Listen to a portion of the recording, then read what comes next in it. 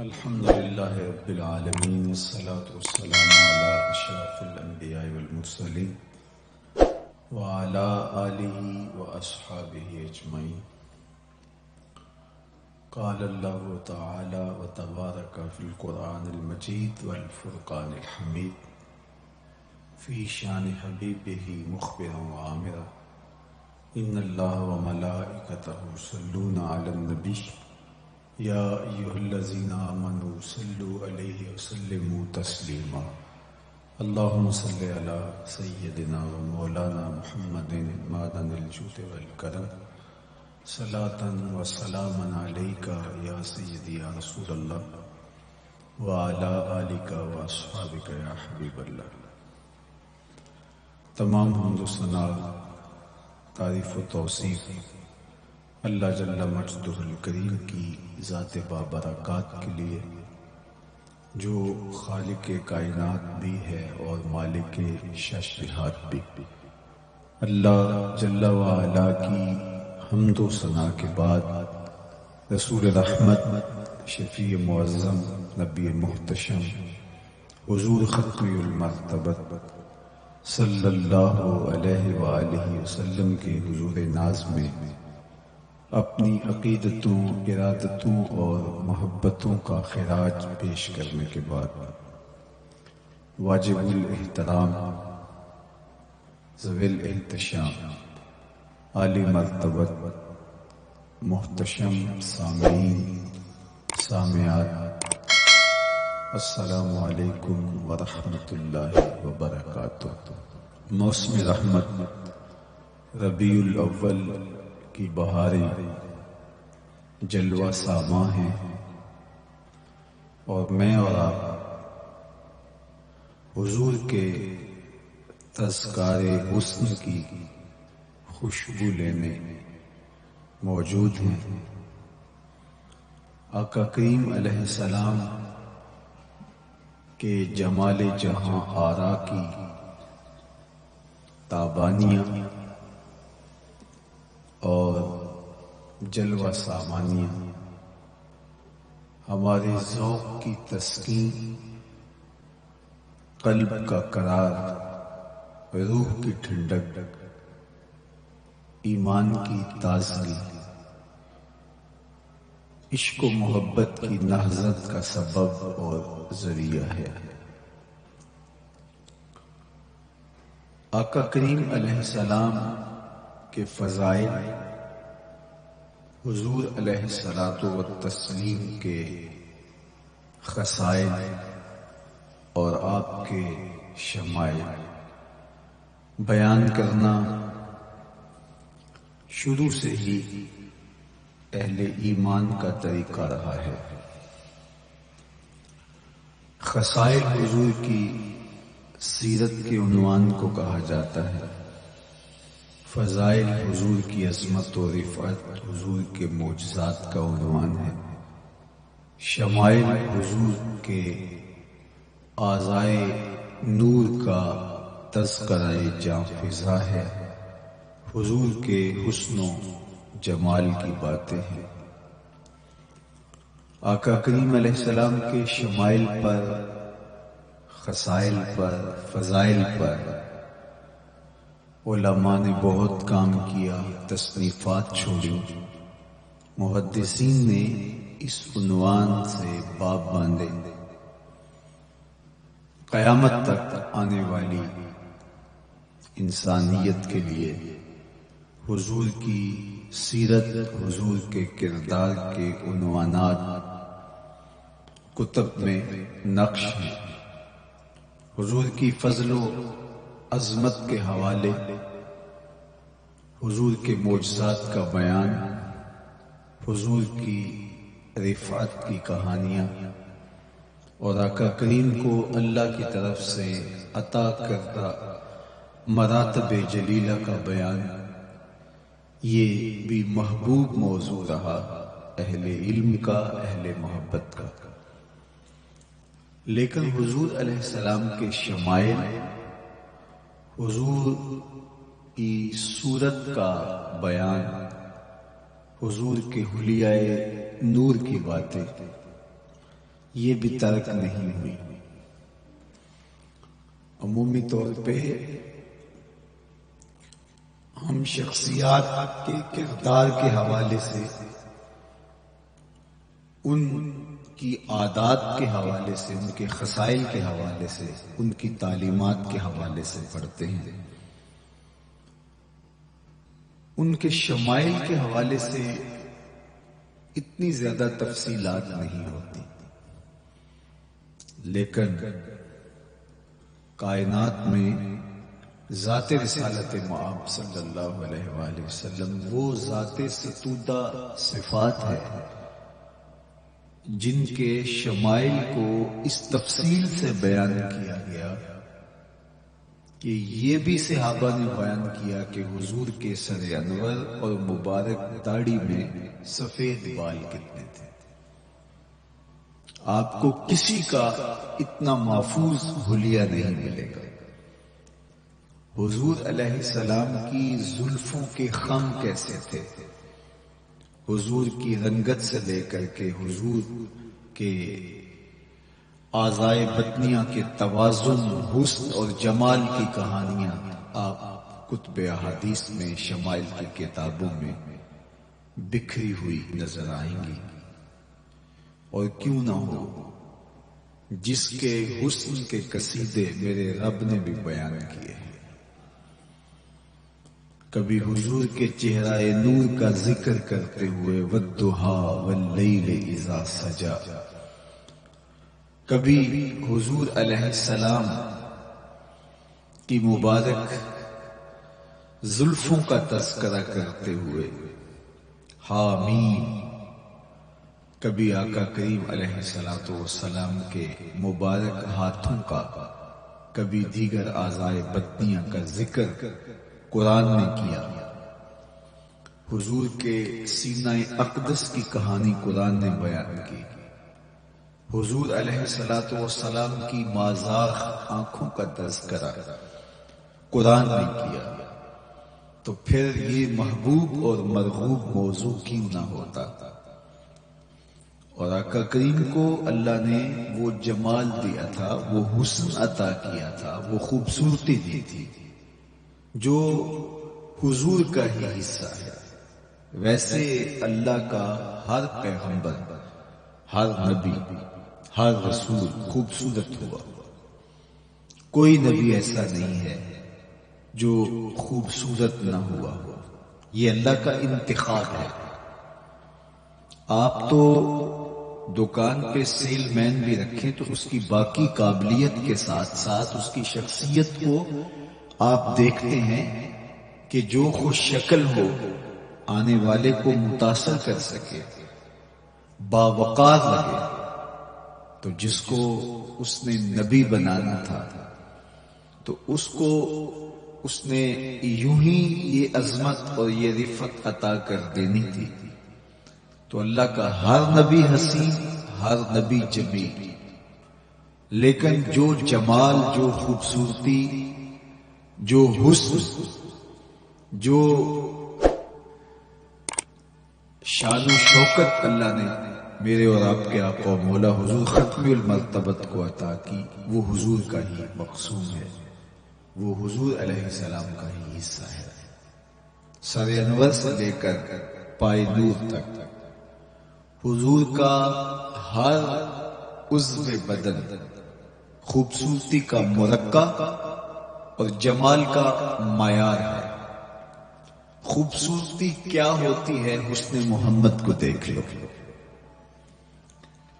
کوئی عیب، کوئی نقص حضور کے پاکیزہ وجود میں نہیں رکھا گیا۔ خلقت مبرأ من کل عیب، حضور کے سامنے حضرت حسان بن ثابت نے یہ پڑھا اور آقا کریم نے اس پر خوشی کا اظہار کیا اور اللہ کی بارگاہ میں دعا کی، اللہم ایدہ بروح القدس، جبریل امین سے اللہ اس کی مدد فرما۔ تو انہوں نے یہ بات کہی کہ آپ کو ہر عیب سے مبرہ رکھا گیا ہے، آپ کا پیکر نور، آپ کا وجود مسعود حسن و جمال کا ایسا مرقع بنایا گیا کہ جس میں کوئی نقص نہیں رکھا گیا. صوبری حسن بھی عطا کیا گیا، مانوی حسن بھی عطا کیا گیا. حضور کے اعضاء کا جو ظاہری حسن تھا وہ بھی اپنی مثال آپ تھا، اور جو باطنی جمال اور باطنی حسن اور باطنی کمال عطا کیا گیا تھا وہ بھی اپنی مثال آپ ہے. اگر حضور علیہ السلام کے مبارک ہاتھوں کو جمال دیا گیا ہے، لیکن جو توانائی عطا کی گئی، جو طاقت عطا کی گئی، ید اللہ کے جو جلوے ان ہاتھوں میں رکھے گئے، وہ بھی ایک دل آویز کہانی ہے. اگر آنکھوں کی پتلیاں خوبصورت ہیں اور آپ کی مبارک آنکھوں کی چمک سے کائنات اس کو دیکھ کر کے مبہوت ہو جاتی ہے، مازاق کے کجلے اس میں رکھے گئے ہیں، لیکن اس کا معنوی حسن بھی دیکھیے کہ حضور بیٹھے مدینے میں ہیں اور جنت کا مشاہدہ کر رہے ہیں. وہ توانائی بھی عطا کی گئی کہ جس طرح روشنی میں دیکھا جاتا ہے حضور اسی طرح اندھیرے میں دیکھتے ہیں. فرمایا صحابہ صفیں سیدھی رکھا کرو، مت سمجھو کہ میں صرف آگے دیکھتا ہوں. میں آگے بھی دیکھتا ہوں، میں پیچھے بھی دیکھتا ہوں، میں تمہارے رکوع بھی دیکھتا ہوں اور دلوں میں پیدا ہونے والے خشوع بھی دیکھتا ہوں. اقبال بولے اے فروغت صبح آثار و دہور، چشم تو بینندائے ما فی الصدور. لوگوں کی نظریں تو سینے کے اوپر دیکھتی ہیں، اے آمنہ کے در یتیم تیری نظر تو سینے کے اندر چھپے راز بھی دیکھتی ہے. تو صوبری حسن بھی اور مانوی حسن بھی اللہ نے اپنے محبوب کو عطا کیا، اور اللہ جل شانہ نے وہ جمال دیا حضور کو کہ جو دیکھتا وہ دیکھتا ہی رہ جاتا. ایسی چمک، ایسی رانائی، ایسی خوبصورتی اور ایسا جمال تھا، دیکھنے والے کہا کرتے ہیں اللہ اللہ، یاد آتا ہے خدا دیکھ کے صورت تیری. کتنے لوگ ہیں جنہوں نے صرف حضور کے چہرے کو دیکھا اور لبوں پہ کلمہ جاری ہو گیا. معروف نام حضرت عبداللہ بن سلام رضی اللہ تعالیٰ عنہ کا ہے. یہودیوں کے بہت بڑے حبر تھے، بہت بڑے عالم تھے. حضرت یوسف علیہ السلام کی اولاد سے تعلق تھا، اور اس معاشرت میں ایک وقار کی مسند پہ براجماں رہتے. لیکن جو ہی حضور علیہ السلام مکے سے ہجرت فرما کے مدینہ تشریف لائے تو یہ حضور کو دیکھنے آئے. با فضل الصدقہ اٹھا کر دیکھیے کہ ایک مناظرہ ترتیب دیا انہوں نے کہ ان سے یہ بات کروں گا، یہ سوال کروں گا، یہ اعتراض اٹھاؤں گا. لیکن جب حضور کی مجلس میں پہنچے اور آقا کریم علیہ السلام کے رخ زیبا کو دیکھا تو سارے سوال بھول گئے. رومی بولے اے لقائے تو جواب ہر سوال، حل شود ہر مشکلت بے کی لوکال. تیری ملاقات ہی تو سارے سوالوں کا جواب ہے. تیرا ایک بار دیکھ لینا ہی تو سارے مسئلے حل کر دیتا ہے. تو سوالات کا ایک ڈھیر اٹھائے لائے تھے، ایک گٹھری باندھ کے لائے تھے سر پہ رکھ کے. لیکن جو ہی حضور کو دیکھا تو وہ جو گٹھری باندھ کے لائے تھے اس کی گرہیں ڈھیلی ہونے لگی. پھر سوال تتلیوں کی طرح اڑنے لگے اور حضور کو دیکھا تو کوئی سوال ہی باقی نہ رہا. اب آقا کریم نے فرمایا عبداللہ ابن سلام آؤ کدھر آئے؟ یہ تو مناظرہ کرنے آئے تھے، سودا لینے کے لیے بازار گئے ہیں، ہاتھ اس کے بکے جس کے خریدار گئے.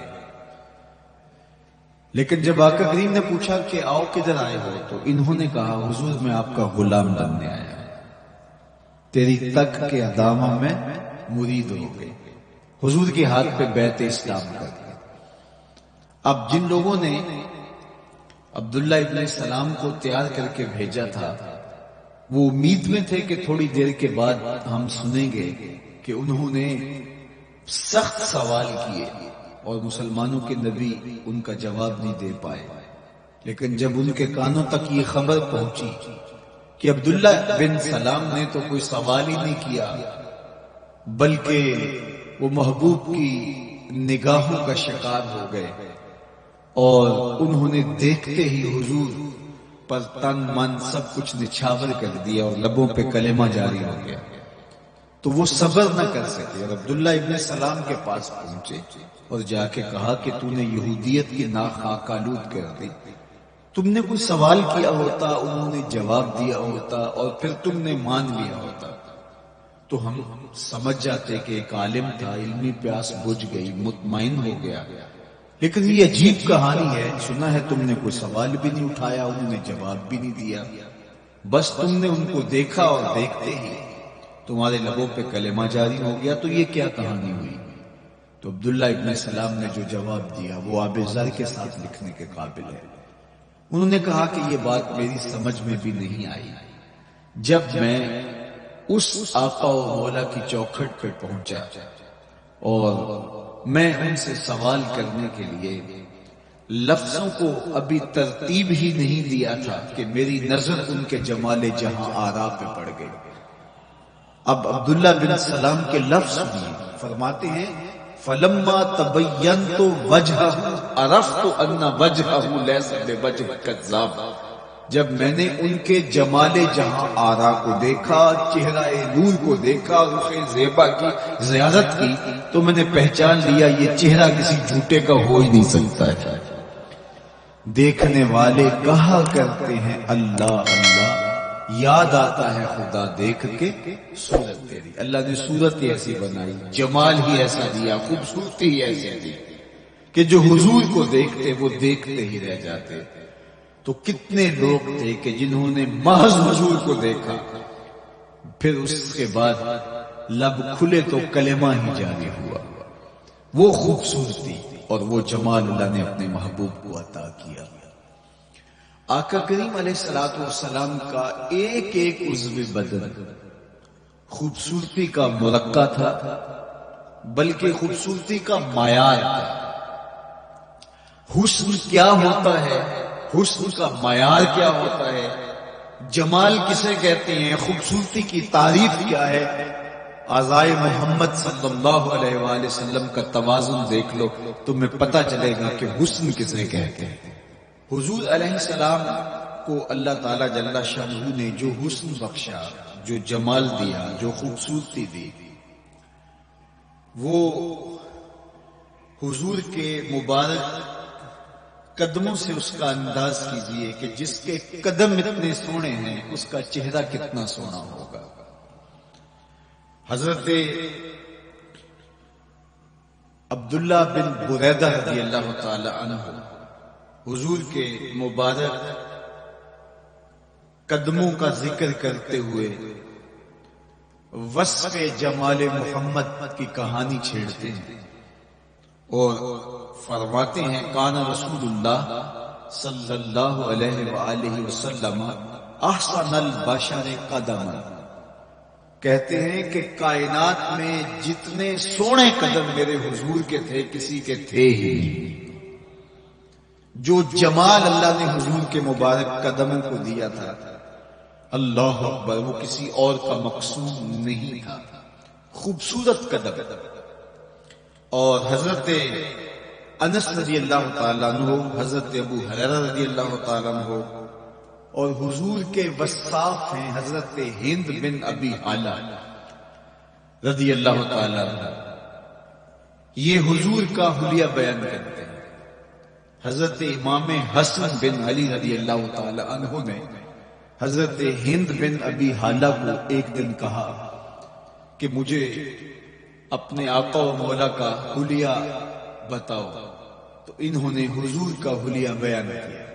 یہ حضور کے وصاف ہے، چونکہ انہوں نے حضور علیہ السلام کو بہت قریب سے دیکھا اور آقا کریم علیہ السلام کی زیارت سے مالا مال ہوئے. ویسے حضرت امام حسن نے بھی تو حضور کو دیکھا تھا، اور بھی اصحاب نے حضور کو دیکھا تھا.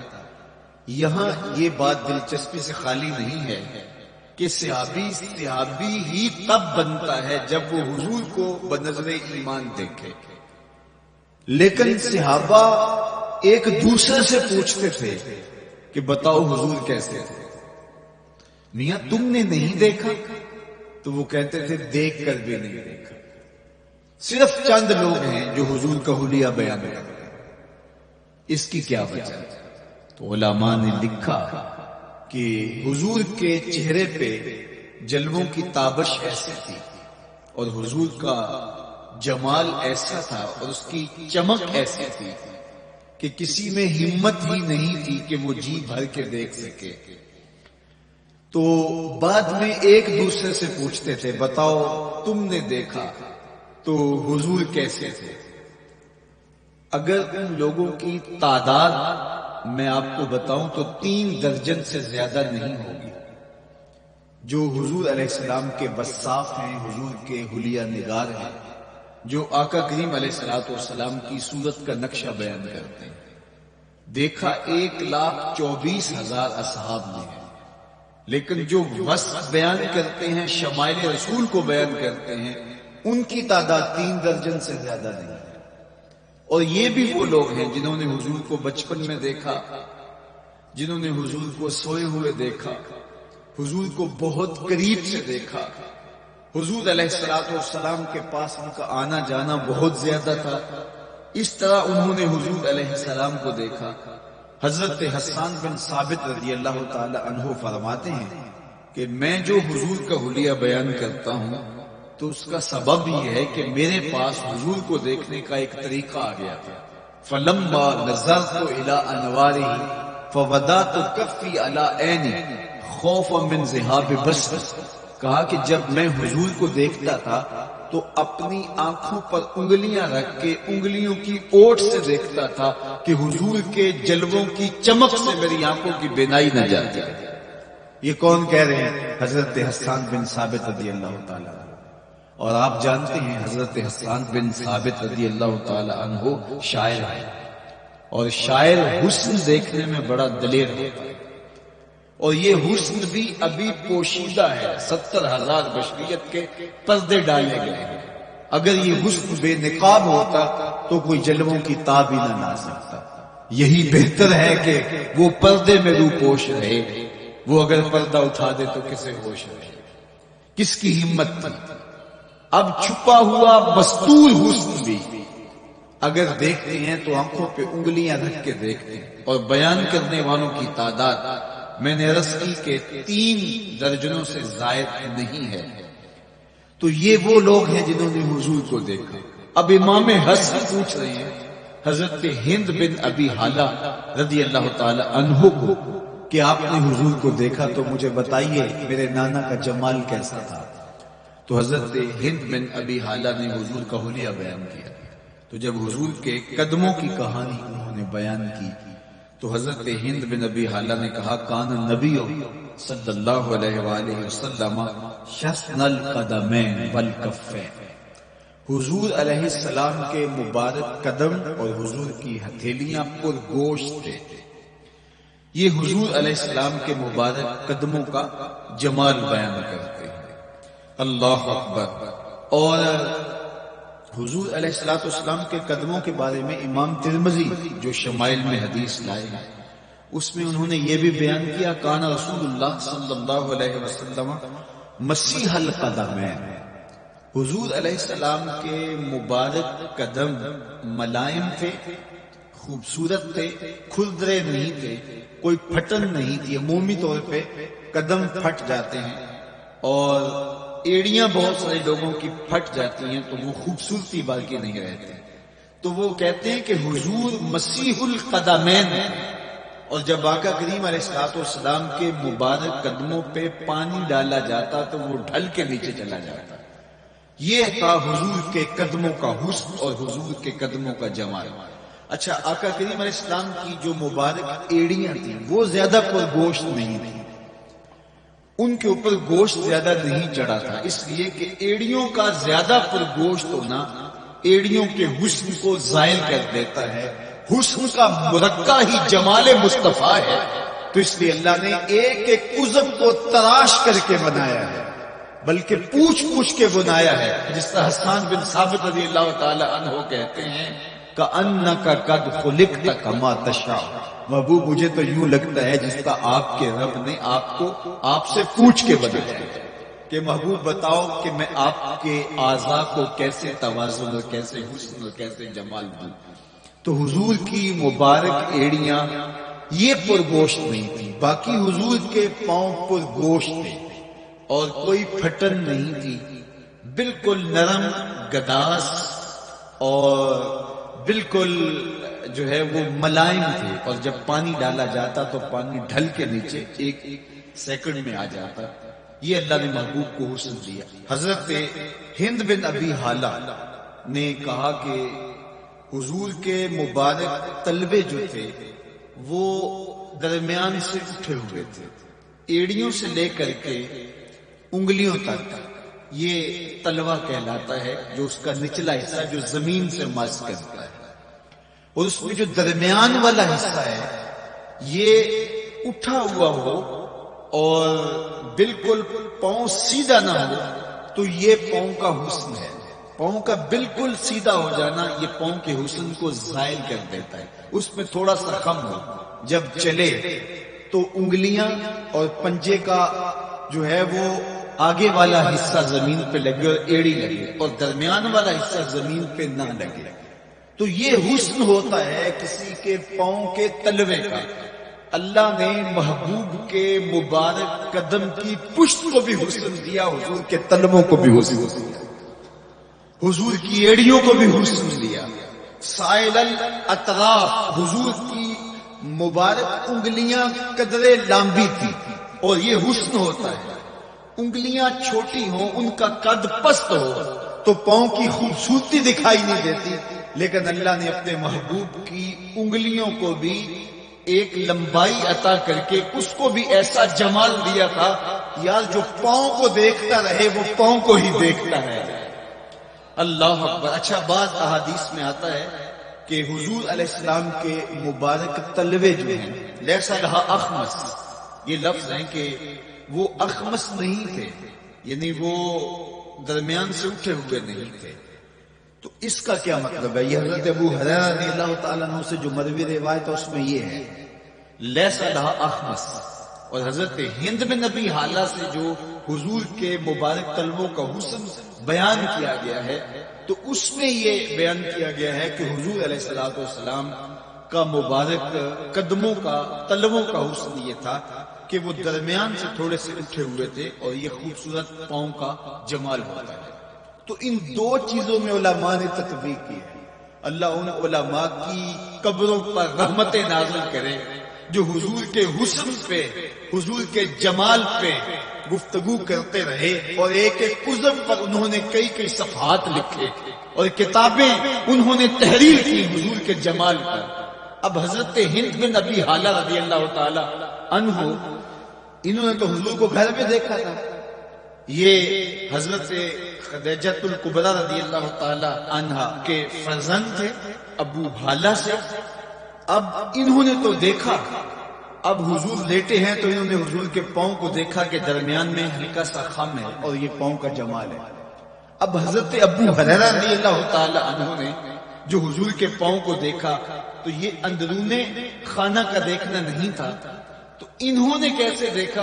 تو حضرت ابو ہریرہ سے مروی ایک روایت سے سمجھ آتی ہے کہ انہوں نے جو کہا کہ لیس لہا اخمس، کہ ان کے مبارک تلوے درمیان سے اٹھے ہوئے نہیں تھے بلکہ بالکل برابر تھے، تو اس کا کیا مطلب ہے؟ تو حضرت ابو ہریرہ سے ایک روایت مروی ہے، وہ فرماتے ہیں کہ جب حضور علیہ السلام کسی چٹان کے اوپر چلتے تو حضور علیہ السلام کا وہاں قدم پڑتا تو وہ اس چٹان کے اندر حضور کا قدم گھس جاتا، وہ موم کی طرح چٹان نرم ہو جاتی. اس طرح زمین پر بھی حضور چلتے تو مبارک پاؤں کا جو نشان قدم ہے وہ پورا دکھائی دیتا. تو حضرت ابو ہریرہ رضی اللہ تعالیٰ عنہ اس سے یہ سمجھے کہ حضور کے تلوے جو ہیں وہ برابر ہے۔ تو علماء نے اس پر گفتگو کی ہے۔ ایک تو حضور جب چلتے تھے تو آقا کریم پورے زور سے قدم زمین پہ رکھتے تھے اور اس وقار سے چلتے تھے کہ جس طرح حضور اونچائی سے نیچے کی طرف اتر رہے ہیں، تو جب پاؤں کو جما کر کے زور سے رکھا جائے تو پھر جو ہے وہ نشان نیچے پڑتا ہے۔ یا اللہ اپنے محبوب کے لیے زمین کو اور پتھروں کو بھی نرم کر دیا تو پھر حضور کے تلووں کا نقش بھی زمین کے اوپر جو ہے وہ حویدہ ہو جاتا۔ سلطان قاتیبائی نے ایک ایسا ہی پتھر جس کے بارے میں شجیت تھی کہ اس پر حضور کے قدموں کا نقش موجود ہے، تو انہوں نے 20,000 دینار کے اندر وہ خریدا اور انہوں نے یہ کہا کہ جب میں فوت ہو جاؤں تو حضور کے قدموں کے نشان والا پتھر میری قبر کے سرہانے بطور کتبہ لگایا جائے۔ علامہ شہاب الدین خفاجی علیہ رحمہ لکھتے ہیں ہوا موجود الی الآن، وہ اپنے دور میں کہانی بیان کہتے ہیں وہ آج بھی سلطان قاتیبائی کی قبر کے سرہانے وہ پتھر نصب ہے جہاں حضور کے قدموں کے نشان موجود ہیں۔ اللہ اکبر۔ تو آقا کریم علیہ السلام کے مبارک تلوے، حضور علیہ السلام کی کم گوشت تراشی ہوئی ایڑیاں اور مسیح القدمین حضور علیہ السلام کے ملائم نرم گداز پاؤں، ان کا حسن اور ان کا جمال، اور آقا کریم علیہ السلام کے قدموں کی انگلیاں جو قدرے لمبی تھی اور ان میں جو درمیان والی انگلی تھی وہ زیادہ لمبی تھی، اس پر حضرت میمونہ بنت کردم رضی اللہ تعالی عنہا اس انگلی کا حسن بیان کرتی، کہتی ہیں مجھے شوق ہوا کہ میں حضور کو دیکھوں، تو اپنے والد گرامی کے ساتھ حجۃ الوداع کے موقع پر میں بھی سعادت حج پا رہی تھی، تو حضور کو ملنے کے لیے جب ہم پہنچے تو آقا کریم اونٹنی کے اوپر سوار تھے، ناکہ پر جلوہ فراز تھے، تو میرے میں ہمت نہ ہو سکی کہ حضور کے چہرے کو دیکھ سکوں۔ ایسا جلوہ، ایسا جمال، اللہ اکبر، اور ایسا روح اور ایسی چمک چہرے کی اور تابشیں تھی کہ میرے اندر ہمت نہ ہو سکی کہ میں حضور کے چہرہ نور کو دیکھ سکوں۔ اب آقا کریم اونٹنی پہ سوار تھے تو میں حضور کے مبارک پاؤں کو دیکھنے لگی، میں بس حضور کے پاؤں کا جمال اور خوبصورتی دیکھنے لگی، اسی میں کھو گئی۔ اب حضرت میمونہ بنت کردم رضی اللہ تعالی عنہا حضور کے مبارک قدموں کی ایک انگلی کا حسن بیان کرتی۔ اللہ اکبر۔ حضرت میمونہ بنت کردم سے یہی ایک روایت مر گئی، ساری زندگی ان کے پاس سرمایہ یہی تھا، جب کسی مجلس میں جاتی تو وہ کہتی تمہیں بتاؤں حضور کی مبارک انگلی کا حسن کیا تھا، یہ سرمایہ ساتھ لیے پھرتی کہ میں نے حضور کی انگلی کو دیکھا، میں نے حضور کے قدم اور حضور علیہ السلام کے تلووں کی زیارت کی ہے۔ تو وہ اس حسن کو بیان کرتے ہوئے کہا کرتی تھی فما نسیتو فیما نسیتو طولا اصبع قدمہ السبابہ علی سائر اصابعہ، جو سبابہ انگلی ہے، انگوٹھے کے ساتھ والی انگلی کو سبابہ انگلی کہتے ہیں، اور اس کے ساتھ والی انگلی کا جو قد دراز تھا اور باقی انگلیوں کی نسبت وہ انگلی لمبی تھی، کہا اس کا حسن آج بھی میری نگاہوں میں گھومتا رہتا ہے اور ہر وقت میرے تصور میں رہتا ہے، میرے تصور سے کبھی اس انگلی کا جمال ہی ختم نہیں ہوا، انگلی کا حسن ہی کبھی زائل نہیں ہوا، ہر وقت اس کے تصور میں کھوئی رہتی ہوں۔ یار چہرے کے جمال کو کون بیان کرے گا، یہاں تو انگلی کا حسن بیان نہیں ہو رہا۔ ابھی وہ شعر پڑھا جا رہا تھا نا کہ قدموں پہ جبیں کو رہنے دو، قدموں پہ جبیں کو رہنے دو، چہرے کا تصور مشکل ہے، قدموں پہ جبیں کو رہنے دو، چہرے کا تصور مشکل ہے، جب چاند سے بڑھ کر ایڑی ہے رخسار کا عالم کیا ہوگا، جب چاند سے بڑھ کر ایڑی ہے رخسار کا عالم کیا ہوگا؟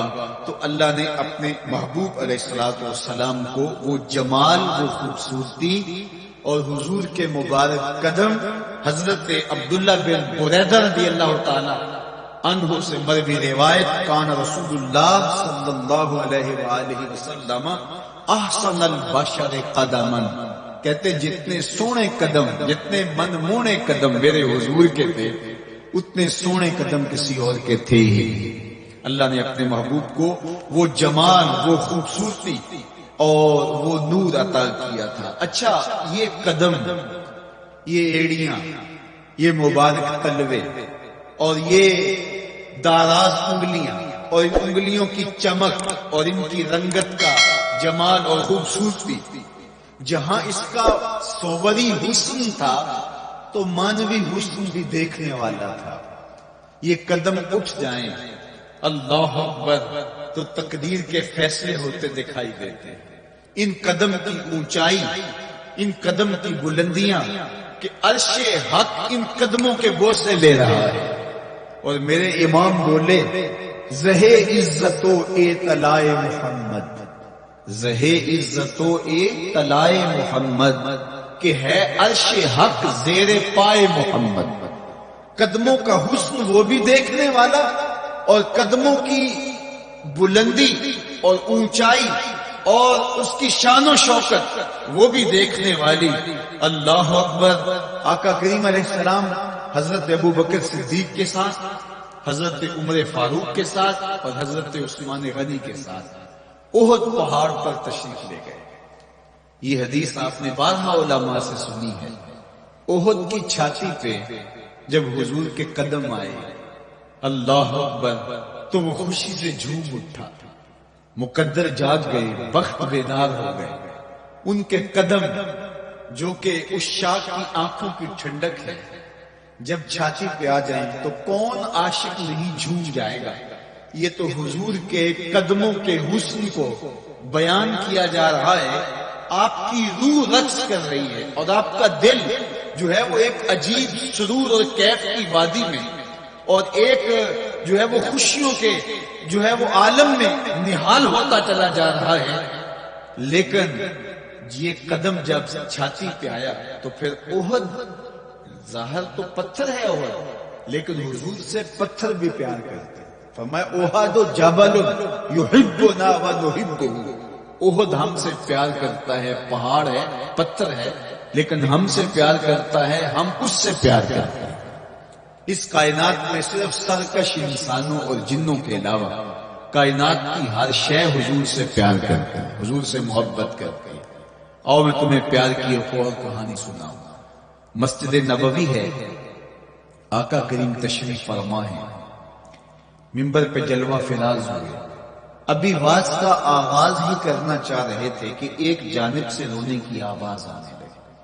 صحابہ کہتے ہیں رونے والا اس درد سے روتا ہے کہ لگتا تھا کلیجہ پھٹ جائے گا۔ کنا قتل خلوج، جس طرح اونٹنی کا بچہ بچھڑ جائے اور وہ اس کے غم میں، اس کی جدائی میں درد سے روتی ہے، چیختی ہے، چلاتی ہے، رونے والے کا انداز درد ایسا ہی تھا اور لگتا تھا کہ جس طرح اس کا کلیجہ پھٹ جائے گا۔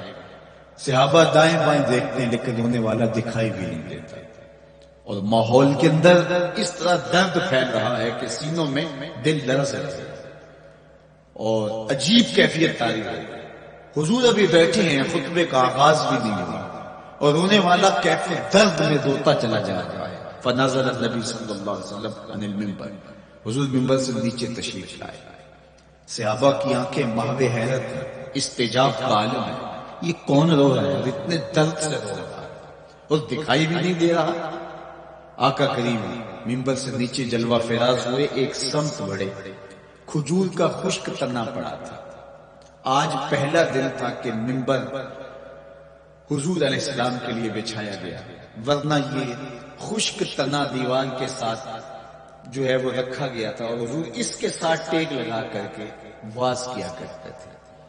جب منبر بن گیا تو اس کو اٹھا کر کے اب اس کی ضرورت نہیں رہی، ایک کونے میں ڈال دیا گیا۔ اب جو ہی حضور منبر پہ تشریف فرما ہوئے تو اس خشک تنے کا کلیجہ لرز اٹھا اور وہ ایسے روتا تھا جس طرح اونٹنی کا بچہ بچھڑ جائے اور وہ روتی ہے، اس طرح وہ خشک تنا رو رہا تھا۔ اس تنے حنانا در ہجر رسول زارنی نالت جو ارباب عقول، جس طرح عقل والے، جس طرح جو ہے وہ فہم و ادراک رکھنے والے لوگ روتے ہیں درد سے، وہ رو رہا تھا۔ آقا کریم علیہ السلام اس کے پاس گئے اور اس کو اپنی آغوش میں سمیٹ لیا۔ بچھڑا ہوا بچہ جب اپنی ماں کو ملے تو اس کی ہچکیاں بن جاتی ہیں، اس کی گھگی بن جاتی ہے، تو یہی کیفیت اس کی ہو گئی۔ اور آقا کریم اپنا دستے رحمت اس کے اوپر پھیرتے چلے جاتے ہیں۔ بتدریج اس کی سسکیاں، اس کے رونے کی آواز کم ہوتی چلی جا رہی ہے۔ آہستہ آہستہ وہ خاموش ہو گیا۔ حضور پھر دوبارہ تشریف لائے اور منبر پہ خطبہ دینے سے قبل صحابہ کی آنکھوں میں استعجاب کا عالم دیکھا، حیرت کی فراوانی دیکھی۔ فرمایا کہ تم جو سوال کرنا چاہ رہے ہو، جو تمہاری آنکھوں میں پوشیدہ سوال ہے، میں اس کو اچھی طرح جانتا ہوں۔ لو لم افعل هكذا لحن الى يوم القیامہ، اگر میں منبر سے اتر کے اپنے عاشق ذات کو یوں تسلی نہ دیتا، یہ قیامت تک یوں ہی روتا ہی۔ حضرت محمد بن سیرین رضی اللہ تعالیٰ عنہ کہا کرتے تھے کہ حضور کی محبت میں ایک خشک تنا بھی زار و زار ہوئے تو جس کے سینے کے اندر محبت بڑا دل ہے تو وہ حضور کے عشق میں آنسو کیوں نہیں بہائے گا؟ حضور کی یاد میں اس کی آنکھیں آنسو کا خراج کیوں نہیں دیں گے؟ تو وہ خشک تنا حضور کی محبت میں روگا۔ اب ہے یہ پتھر، لیکن میرے حضور فرماتے ہیں کہ یہ پہاڑ مجھ سے پیار کرتا ہے اور میں اس سے پیار کرتا ہوں۔ اب حضور اپنے اس محب کے گھر تشریف لے گئے اور اس کی چھاتی پہ قدم رکھا تو وہ خوشی سے جھوم اٹھا۔ فضرب برجلہ، اپنا مبارک پاؤں زور سے مارا۔ فقال اثبت احد فانما علیک نبی وصدیق وشہیدان، فرمایا احد ٹھہر جا، تیرے اوپر اللہ کا ایک نبی ہے، ایک صدیق ہے، دو شہید ہیں۔ تو حضور کی مبارک ایڑی کے لگنے کی دیر تھی، حضور کے قدم کی ضرب کی دیر تھی کہ اس کا زلزلہ تھم گیا۔ میرے امام بولے ایک ٹھوکر سے احد کا زلزلہ جاتا رہا، ایک ٹھوکر سے احد کا زلزلہ جاتا رہا، رکھتی ہیں کتنا وقار اللہ اکبر ایڑیاں۔ زلزلہ آ گیا اس کے اوپر، وہ جھومنے لگا، لیکن حضور نے اپنا مبارک قدم مارا اور وہ ٹھہر گیا۔ اللہ اکبر۔ تو یہ پہاڑ آج بھی اس شاخ جب شہر مدینہ میں حاضر ہوتے ہیں تو وہ احد پہ تو ضرور جاتے ہیں، حضرت امیر حمزہ کے مزار پہ حاضری دینے کے لیے اور اس جبل احد کو دیکھنے کے لیے۔ اور یقین جانیے گا جبل احد کو جب ہم دیکھتے ہیں تو عجیب کیفیات میں ڈوب جاتے ہیں۔ میں تو وہاں دوستوں کو کہا کرتا ہوں کہ آج پورا مدینہ بدل گیا ہے، یعنی اس کی وہ صورت، وہ کچے مکان، وہ گروندے، وہ گھر، وہ کوچہ و بازار، وہ کچی سڑکیں، وہ ماحول آج وہ آپ کو نظر نہیں آ رہا۔ جہاں کچے مکان تھے جن کے اوپر چھت کھجور کے پتوں کی پڑی تھی، وہاں عالی نصب پلازے آپ کو نظر آتے ہیں، فلک بوس آپ کو ہوٹل نظر آتے ہیں۔ وہ کچی سڑکیں آج آپ کو وہاں دکھائی نہیں دیتی، وہاں تارپول کی بچھی ہوئی سڑکیں دکھائی دیتی، خوبصورت پتھر لگے ہوئے آپ کو نظر آتے ہیں، وہ ممیاتی ہوئی بکریاں، وہ جگالی کرتے ہوئے اونٹ آج آپ کو وہاں دکھائی نہیں دیتے، وہ ماحول آپ کو نظر نہیں آتا۔ تو پرانا مدینہ اگر ڈھونڈنے نکلے بھی تو ظاہر ہے اگرچہ ان پختہ اور خوبصورت عمارتوں کے اندر بھی عکس جمال محمد کا پڑ رہا ہے، لیکن وہ پرانا دور اگر آپ تلاش کرنا چاہیں تو وہ آپ کو وہ چیزیں نہیں ملتی۔ لیکن جب آپ احد پہ جاتے ہیں تو میں دوستوں کو کہتا ہوں اس احد کو جی بھر کے دیکھ لو، اس پہ ڈائریکٹ میرے حضور کی نظریں پڑی ہوئی، یہ بدلا نہیں، یہ 14 صدیوں سے جیسا تھا آج بھی ایسا ہے، اس پہ میرے حضور کی نظریں ڈائریکٹ پڑی ہوئی ہیں۔ اور آقا کریم علیہ السلام نے اس کو یوں دیکھا ہے۔ تو یہ احد حضور سے محبت کرنے والا ہے، حضور سے پیار کرنے والا ہے، اور اس پیار کی وجہ سے یہ پتھر قیامت کے دن جنت میں جائے گا، یہ پہاڑ جنت میں جائے گا۔ یار اگر ایک پہاڑ حضور سے پیار کر لے تو وہ مکین جنت بن جاتا ہے، اور اگر حضور کا غلام ایک عاشق حضور سے محبت کرے تو اللہ اس کو کتنے درجے عطا فرمائے گا۔ تو آقا کریم نے زور سے قدم مارا اور فرمایا احد ٹھہر جا، تیرے اوپر اللہ کا ایک نبی ہے، ایک صدیق ہے اور 2 شہید ہیں۔ اللہ اکبر۔ تو یہ حضور علیہ السلام کے مبارک قدم کی شان ہے، یہ حضور کے مبارک قدم کا جمال ہے اور اس کی خوبصورتی ہے۔ غزوہ ذات الرقاع کے اندر حضرت جابر کا اونٹ چلتے چلتے تھک گیا، سفر لمبا تھا اور اونٹ کمزور تھا، تو چلتے چلتے اس کو تھکن ہو گئی، اب وہ قافلے سے پیچھے رہتا چلا جاتا ہے۔ تو اس نے حضور کی خدمت میں عرض کی یا رسول اللہ یہ اونٹ تھک گیا ہے اور میں قافلے کے ساتھ چل نہیں پا رہا۔ تو آقا کریم علیہ السلام نے اپنے مبارک قدم سے اس اونٹ کو ٹھوکر لگائی۔ فَنَشِطَ حَتَّى كَانَ مَا يَمْلِكُ زَمَامًا، حضرت جابر کہتے ہیں اس کی لگام سنبھالی نہیں جاتی تھی، اتنا تیز چلتا تھا۔ یار جس کے قدموں کی ٹھوکر سے یہ توانائی آ جائے اس کے ہاتھوں کی توانائی کا عالم کیا ہوگا۔ تو اللہ نے صرف حضور کے مبارک قدموں کو صوری حسن ہی نہیں دیا تھا، مانوی جمال اور توانائی بھی عطا فرمائی تھی۔ حضور علیہ السلام کے چچا جناب ابو طالب کہتے ہیں کہ میں حضور علیہ السلام کے ساتھ تھا تو راستے میں ذی المجال کی منڈی آئی اور وہاں حالات ایسے تھے کہ پینے کے لیے پانی دستیاب نہیں تھا۔ تو میں نے کہا کہ تشت ولیس عندی ماء، مجھے تو سخت پیاس لگی ہے اور پانی بھی پاس نہیں ہے۔ فنزل النبی صلی اللہ علیہ وسلم وضرب بقدمہ الارض فخرج الماء فقال اشرب، تو حضور نے اپنے مبارک پاؤں سے زمین پر ٹھوکر لگائی، چشمہ پھوٹ پڑا اور آقا کریم نے فرمایا چچا پانی پی لیجیے۔ تو وہ پاؤں اگر زمین پہ لگے تو چشمے پھوٹے، اگر احد پہاڑ پہ وہ پاؤں پڑے تو اس کا زلزلہ جاتا ہے، اور اگر وہ کسی جانور کو حضور ٹھوکر لگائیں تو اس کے اندر اس قدر تیزی آ جائے کہ اس کی باغ سنبھالی نہ جائے، اتنا سریع رفتار ہو جائے۔ اب ان قدموں پہ کون قربان نہیں ہوگا؟ یار ان قدموں کو چومنے کے لیے جبریل بھی تو بے تاب دکھائی دیتے ہیں۔ معراج کی شب جب جبریل حاضر خدمت ہوئے، حضور محو استراحت ہیں، تو جبریل عرض گزار ہوئے مالک تیرا محبوب تو سو رہا ہے۔